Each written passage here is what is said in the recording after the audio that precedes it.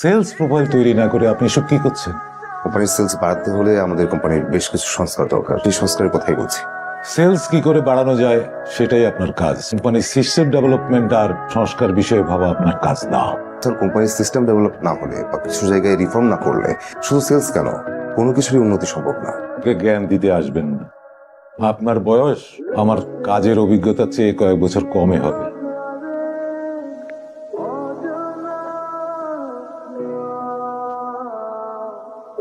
কোন সমস্যা? কোনো সমাধান মানে মানে কোনো একটা সমস্যা হলেই সমাধান হয়ে যায়? আপনি এভাবে কথা বলছেন কেন? কিভাবে কথা বলবো? কথা শুনে মনে হচ্ছে সামথিং ইজ রং।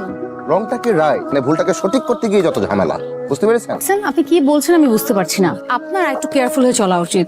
আরেকটু হলে আপনার সাথে আমার প্রচন্ড বাজেভাবে একটা ধাক্কা লাগতে পারতো। ইয়েস, এখনই প্রচন্ড ধাক্কা লাগাটা জরুরি ছিল।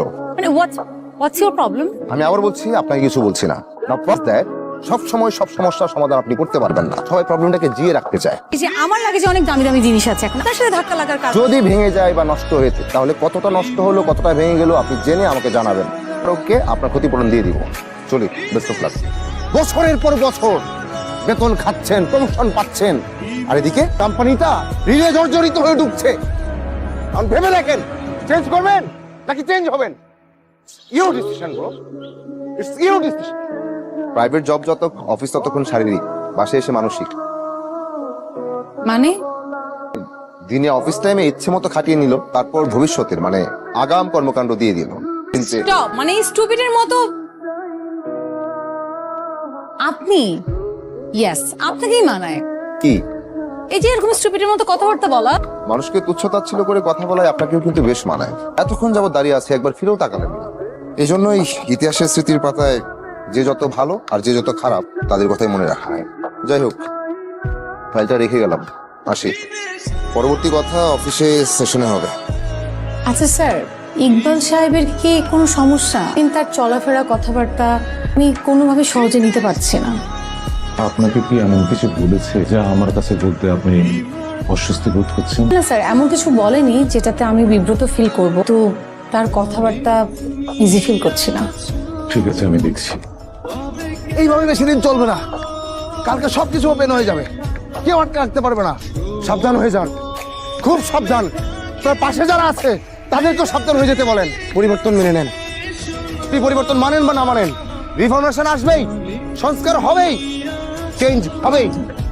এখন খুব রাত না, সবেমাত্র সন্ধ্যা। তারপরে একটা মেয়ের সাথে কথা বলতে হলে সময় অসময় দেখে আসতে হয়।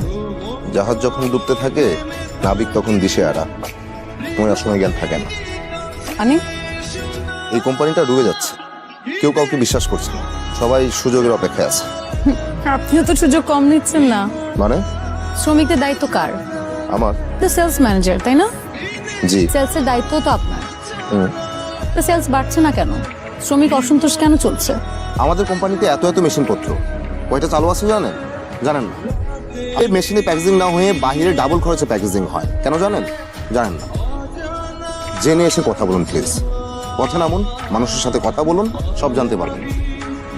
হেলেনের জন্য মেনেলাস ট্রয় নগরী ধ্বংস করেছিল। রাজা অস্ট্রো ম্যাডোয়ার হিমসনের জন্য সিংহাসন ত্যাগ করেছিল। আর আপনি আমার জন্য আপনার এই সামান্য রাতটা সংবরণ করতে পারেন না? আবার আপনি আমাকে ইডিয়েট, অভদ্র বলে গালি দেন কেন? ইডিয়েটকে তো ইডিয়েটই বলবো। এই, আপনার চাইতে ভালো ইংরেজি গালি আমি জানি। এসব কি প্রতিবাদ। কি প্রতিবাদ? এরকম অদ্ভুত প্রতিবাদ আপনাকে কে করতে বলেছে?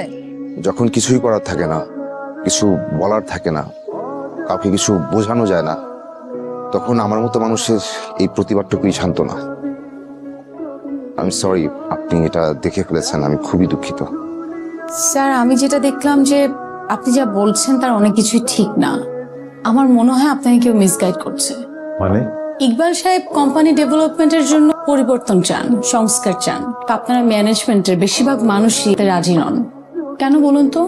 স্যার, ইকবাল সাহেবের বেশিরভাগ ডিসিশনের সাথে আমি একমত, কিন্তু কিছু বিষয় আবার দ্বিমত আছে। খুব দ্রুত অনেক কাজ করে ফেলেছেন, এখন একটু রেস্টে থাকুন। মানে আমি যা বলেছি স্পষ্ট বাংলাতেই বলেছি। এই বিষয়ে আপনি আর কখনো আমার কাছে কোনো কথা বলতে আসবেন না। কিন্তু স্যার, কোনো কিন্তু না। তোমাদের বয়সের চেয়ে আমাদের কাজের অভিজ্ঞতা অনেক বেশি। ডে বাই ডে আমাদের সম্পর্কটা জটিল থেকে জটিল হয়ে যাচ্ছে। তো এই জটিলতা বন্ধ করতে আমি মানে আমাদের সম্পর্কটা স্বাভাবিক করতে আমি একটা শান্তি চুক্তি করতেছি। শান্তি শক্তি মানে? ওই প্যালেস্টাইন ইসরায়েলের মতো শান্তি চুক্তি না। কোন চুক্তি করলাম? আগামীকাল বোমা মেরে উড়িয়ে দিলাম। আমি জেনুইন বিশ্বাসযোগ্য শান্তি চুক্তি করতেছি। কিরকম? যেমন রাগ করে কথা বলবেন না, তা হবে না। ঝগড়াটে মনোভাব রাখা যাবে না। ঝগড়াটে মনোভাব ত্যাগ করে স্বাভাবিক মনোভাব পোষণ করা, এরকম আর কি। রাজি? রাজি। আপনার সেই প্রতিভা বন্ধ করতে পারবেন? অবশ্যই। শান্তির মাঝে কেউ অশান্তি খুঁজে বলেন। দোয়া করবেন যেন প্রেজেন্টেশনটা ঠিকঠাক তুলে ধরতে পারি, লিস্টটা যেন সাকসেসফুল পায়। আপনি সাকসেসফুল না হলেও আমি আপনাকেই সাপোর্ট করব, কারণ আমি বুঝতে পেরেছি আপনি সেই মানুষ কোম্পানিটাকে খাদের কিনার থেকে টেনে তুলতে চাচ্ছেন। ধন্যবাদ। লাল গোলাপ এটা তো ফুল নেওয়ার সময়। অসময়ও না, বরং এটাই সময়। আপনি যে পথ দিয়ে যাবেন ফুলটা গন্ধ ছড়াতে থাকবে। আপনার আশেপাশের সব আবর্জনা, দুর্গন্ধ, দেখবেন এই ফুলের গন্ধে সবকিছু চাপা পড়ে গেছে।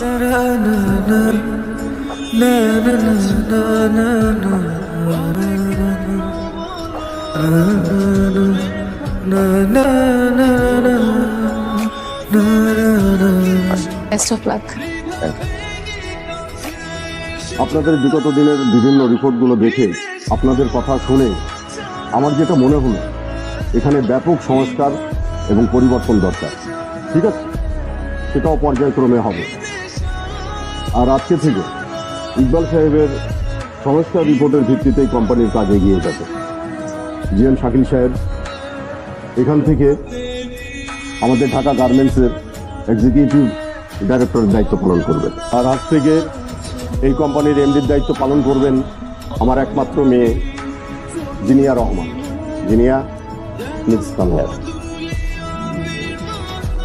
কংগ্রাচুলেশন।